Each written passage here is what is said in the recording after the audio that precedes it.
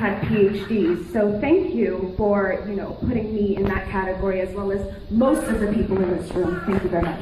My question to you is, when you say just drop nukes and daisy cutters and all this bullshit on people who live, people who are on this planet, human beings, what makes you different? What differentiates you from ISIS and Daesh and Wahhabism and all this?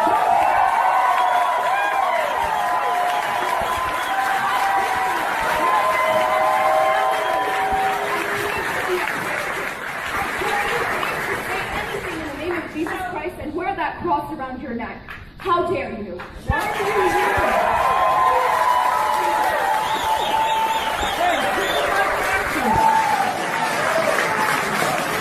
Why are you in this country if your culture's so hot? By the Soviets. That's why. Because my grandfather was a political science PhD from Indiana University who came to this country for an education, and when he went back, he was assassinated. That's why. That sounds like a really rotten culture, one that would assassinate a Soviet leader.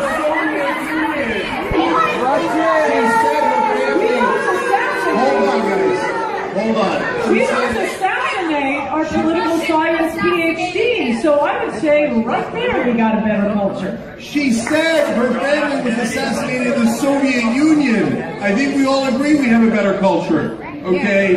It wasn't. Well, good. Let's all agree that the Soviet Union is a peasant culture then. I'm not. We get on that? The Soviets invaded Afghanistan. Get history correctly, okay? They invaded Afghanistan. They destroyed. Okay, so why are you living in Afghanistan if it's such a great peasant culture? Because there's another culture there still fucking killing people. That's why.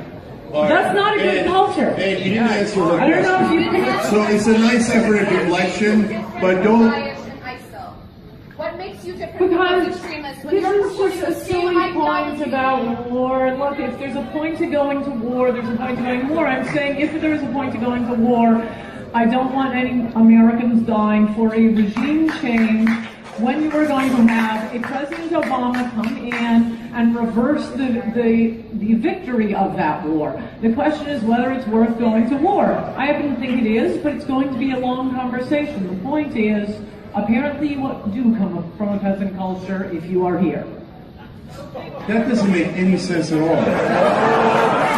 I think you call me brown. I came from Turkey. So why aren't you there? Because I love this country. You come to this country? I love this country. That doesn't mean I hate my former country. That means I love this country. You know why?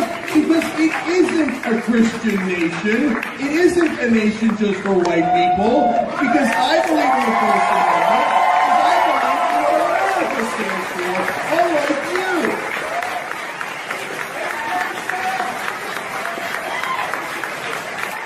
Well, it is a Christian nation. It's not a country just for white people, but it was a country created by white people. And the only way to keep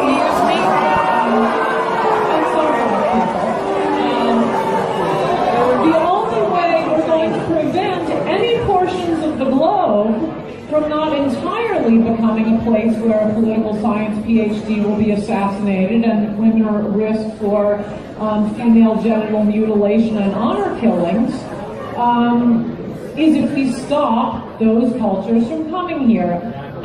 The only way to stop mass migrations and refugees is for the entire world to be no different from any other place. And we'll all be living in Afghanistan, and who's going to suffer the most? The poor, the weak, women, children, plants, animals, and any victims of earthquakes, tsunamis, or Nazis. Without America out there, you just have a whole globe. Coulter is here. The always controversial conservative author is out with a brand new book. She rails against liberals for always playing the victim game. She says the Democrats and liberals in the mainstream media are trying to destroy America. She's also claiming that after we canceled her appearance here yesterday, that we were banning her for life from the Today Show. So it's going to be fun talking to her in just a couple of minutes when Ann Coulter joins us live. All right, I'm getting out of here. No. Her latest book is Guilty: Liberal Victims and Their Assault on America. Ann, good morning. Nice to have you here. Good morning. It's great to be here. I want to talk about Burris in a second, but let me just get to this little controversy. You've been all over the blogs in the last day or so. We canceled your appearance here on Tuesday, and from what I've been reading, you thought you were banned for life from the show. Were you behind that report? No, I didn't say that. That was from a reliable news report that, by the way, has never had to retract a report on exploding GM trucks. But I do note that, like NBC. Do you think, though, that much was made of this, and maybe you helped fan the fire here a little bit to make a controversy? No, I don't think I'd be sitting here now if it hadn't been a headline on Drudge. But let's get to the book, because I do want to talk about the book. But we've had you on so many times in the past. After every book, you've always been invited back. Why would you all of a sudden be banned? Why? I don't know. I mean, that's not for me to answer what your motives are. We traded you out for Tony Blair yesterday. And I think that's a pretty good switch. Well, you had more than Tony Blair on for 4 hours. Yeah, right. But you were in your slot where you were supposed to be yesterday morning was Tony Blair. And Rachel Maddow and various gossip columnists and a bear. The point is, I was canceled twice, and it wasn't until the Drudge Report ran a headline on its own reporting, and the Drudge Report has never had to retract a report. You know, the book is called Guilty, Ann Coulter. I'm glad you're back. Oh, so am I. Thank you. It's good nice to be to see you again. All right, we are going to, by the way, you're not banned for life, obviously, okay? Your next book comes out. Thank you. I'm sure delighted to hear that. You'll be sitting right here. The Simpson verdict was a great thing for America. Please welcome the very controversial Miss Ann Coulter. Ann. All right. Okay, I need you to tell me what you're trying to say in this book. Because we don't know what you're trying to say. What I'm trying to say is race-mongering has been very bad for America. Liberals use it to promote causes that have nothing to do with blacks and, in fact, harm blacks. And that excellent lead-in you just gave about O.J., I mean, I think that was the moment, having lived near New York City in the 70s and 80s, which was the golden era. It was like Trayvon Martin and Duke lacrosse case every day. With the O.J. verdict, white America said, that's it, the white guilt bank is shut down, and that ended up being the best thing that ever happened to black Americans. I meant that no longer... Being acquitted was good for who? Yes, because you had millions of white people watching with the equivalent of what in New York we used to refer to as the Brooklyn juries, who simply would not convict even guilty black criminals, not innocent black criminals. Hold up, Ms. Coulter. Please stop. Please stop. If you're going to talk about race, at least know what you're talking about. At least know what you're talking about. Well, tell me how much you know about being black. Well, this isn't about being black. Well, but you just said, you just made all these statements about how black people feel. Tell me how you know that. Yeah, you did. This is not a book about black people. It is a book about white liberals. And I do know, and this is a fact, that once for years, Republican policies on crime and welfare, for example, were called racist. When they finally got implemented after the O.J. verdicts, I might add, by crime Giuliani in New York, Reagan and Bush judges overall, tens of thousands of black lives were saved. That is a fact. I don't have to know about being black, but I know because your facts are just a little shaky. I mean, you're saying that because black people, because liberals are what? Because liberals have abandoned black people now because... What? I don't get it. I don't understand. I don't think liberals ever cared about black people. I mean, 5 minutes after the Civil Rights Act of '64, they start calling everything that has nothing to do with black people a civil rights issue. Wait a second. Abortion on demand, homeless rights. So are you saying that liberals don't care about black people? Then are you saying Republicans embrace us in a warm, fuzzy try to. We're not embraced back. But yeah, we tried to. So wait a minute. So the Southern strategy was a white liberal thing? No, it was a Republican thing. No. And also, Newt Gingrich calls President Obama the food stamp president. That's not racist?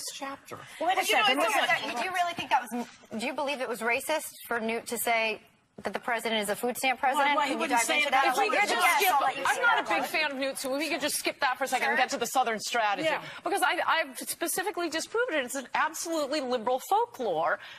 Republicans were winning the South since 1920. It was the outer states of the South. It was Texas, Tennessee, Kentucky, Virginia. Voting. What are you talking about? We weren't allowed to vote. Who was trying to get them to vote? Republicans were. Yeah, and the first black congressmen were all Republicans. And the first black governor was a Republican. You're talking about way back after is so different from that is definitely what we're foretold. This But in Republican fact, isn't that bad. the Democratic segregationists were all liberal Democrats. It is a lie that they were conservative Democrats. Everybody was a segregationist, darling. And, you know, The basically, Republicans weren't. everybody was. White people were. It didn't matter whether they were Absolutely Republicans were or not. not. Ask you a question. The first integrationists.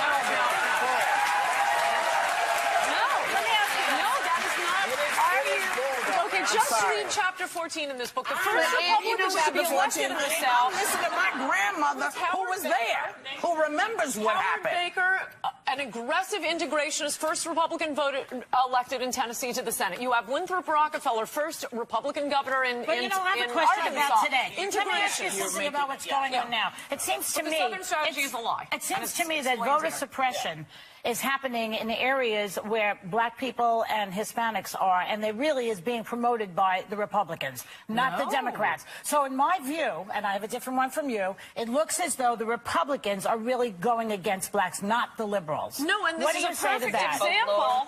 Yes, it is, and it's a perfect example. No, I'll explain why. Of liberals using the label of civil rights to promote a liberal cause they support, i.e. voter fraud. In fact, one of the first states in the Union to pass voter ID bills was Rhode Island, 85% Democratic legislature. And who pushed it? A black Democrat in the House, a black Democrat in the Senate. That's a fact. No, you may pick out Rhode Island, but there are other states where it's completely Why would Republican black driven. Democrats be pushing this? Because they had seen Because they voter want the fraud. Hispanic vote to go to Can I Romney. ask a general question?